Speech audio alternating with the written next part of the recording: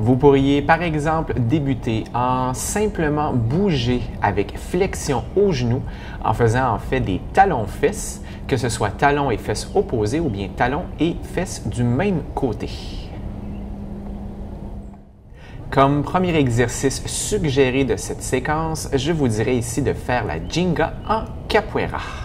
Donc, on veut ici travailler l'ensemble du corps, on travaille la coordination, on travaille l'équilibre, on travaille également la mobilité et la flexibilité de la chaîne postérieure-antérieure et spirale.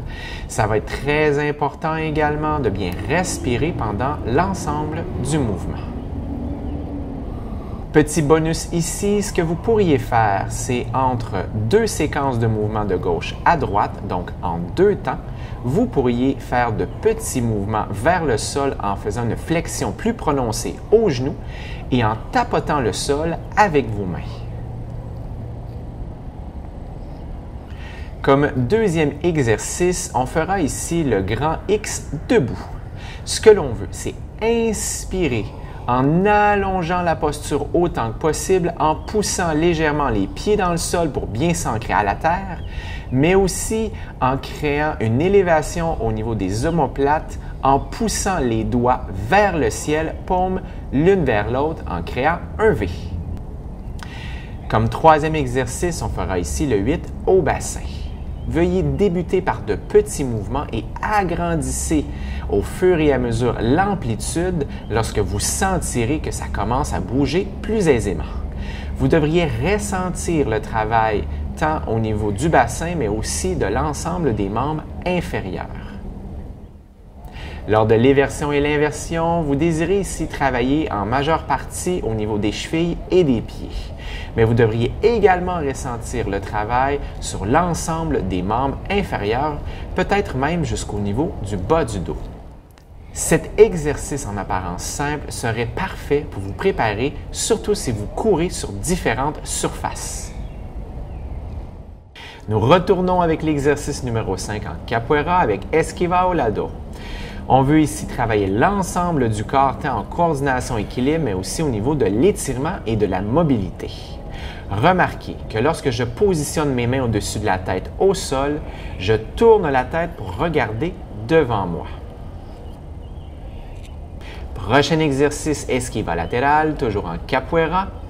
Vous devriez ici bien ressentir l'étirement encore une fois au niveau du dos, au niveau du grand dorsal, muscle trapèze et aussi au niveau des lombaires, mais également au niveau des membres inférieurs. Remarquez lorsque je dépose la jambe arrière, la jambe, si on pourrait dire, qui traîne, il est très important de descendre de côté, le pied de côté et non pointer ou bien sur les orteils comme dans d'autres mouvements.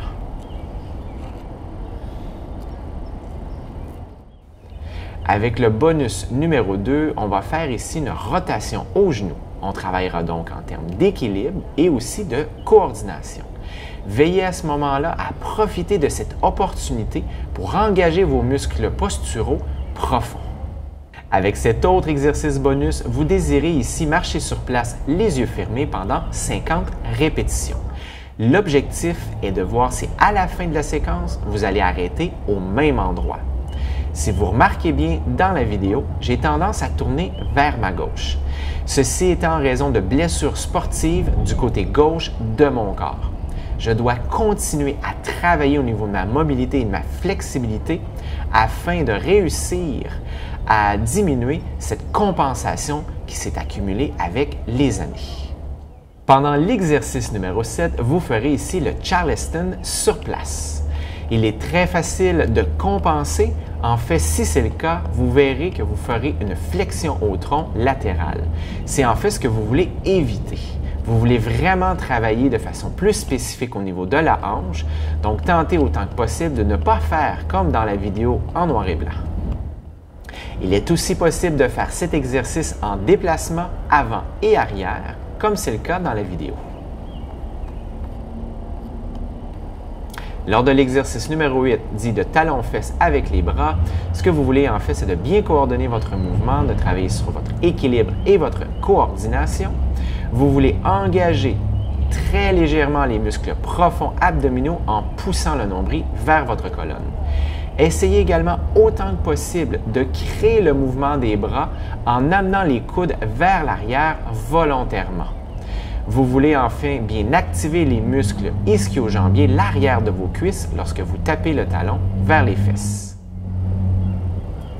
Avec l'exercice du cheval sur place, vous travaillerez très bien au niveau de la coordination, mais également au niveau de la mobilité articulaire, au niveau de la hanche, du genou et de la cheville. Vous devrez ici être très bien concentré, que vous le fassiez sur place ou bien en mouvement vers l'avant. N'oubliez surtout pas également de bien respirer. Avec ce dernier exercice bonus, vous travaillerez ici au niveau des yeux et du visage. Vous allez d'abord devoir vous positionner comme vous le voyez dans la vidéo, c'est-à-dire les bras tendus derrière le dos, en fermant les mains ensemble, créant comme un gros point. Vous allez tenter également d'ouvrir la poitrine autant que possible. Par la suite, vous pouvez engager les mouvements les uns après les autres, le premier étant de faire des cercles, l'horloge des yeux dans les deux sens, en inspirant et en expirant profondément. Avec le deuxième mouvement, vous voulez ici en fait fixer un point devant vous et bouger la tête tout en fixant constamment ce point.